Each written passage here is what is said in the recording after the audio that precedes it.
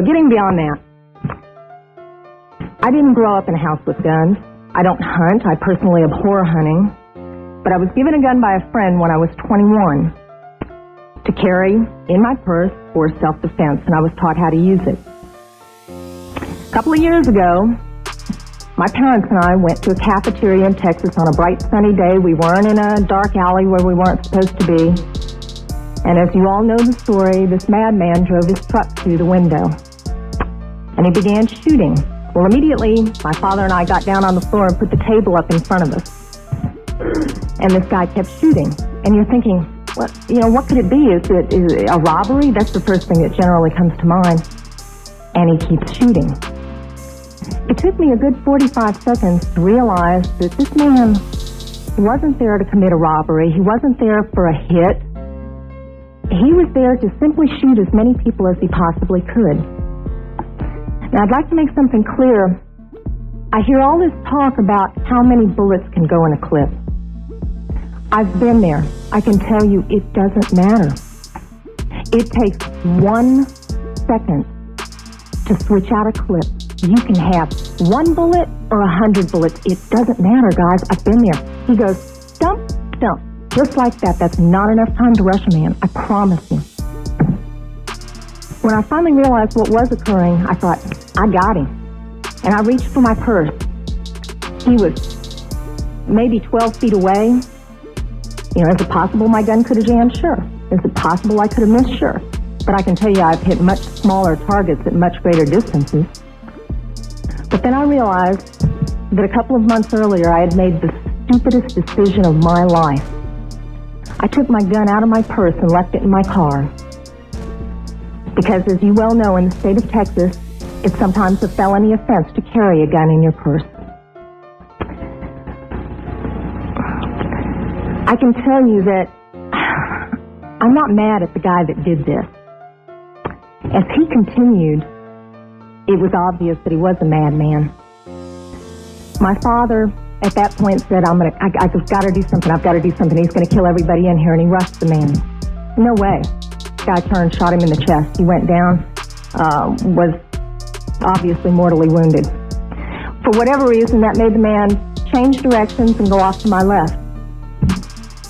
Shortly thereafter, someone at the back of the restaurant broke out a window.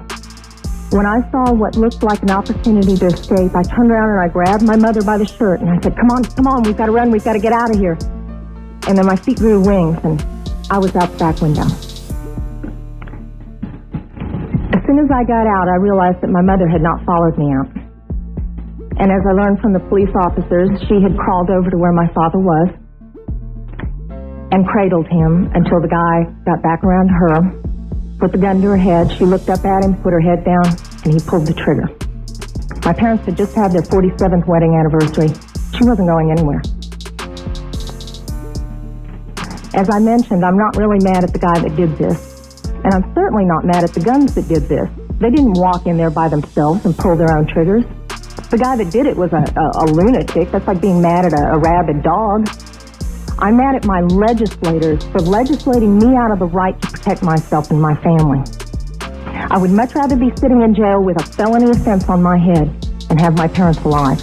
This story makes me so sad. This beautiful young lady lost her mother and father due to, obviously, someone who was mentally ill.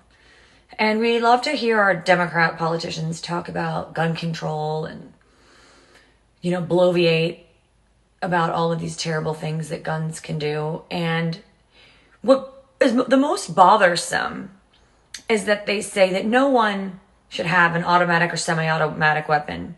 No one needs that. We need a semi-automatic weapons ban. Well, our government that says those same things just gave a bunch of these guns to Ukrainian citizens. So if they can have them, why can't we? But our government also protects their borders and not ours. So it's very hard to understand. And, the thing about people that are mentally ill who commit gun crimes, because most of them are, is that it tears at the heartstrings, especially of mothers. And when you see these things happen in schools, these are tragic, terrible situations. They are horrible. And as a mother, you want a solution. You say, what can we do? And the easiest one is you say, gun control. And it makes these moms feel better. And unfortunately, we know that people get illegal guns everywhere. Chicago is one of the most violent cities in the country, and they have the strictest gun laws of almost anywhere in the country. And we know that criminals will get guns illegally. What we have to do is get to the root causes of the problem, whether it's mental illness or making sure we have a better system of reporting. Anything other than restricting our Second Amendment rights so people feel better.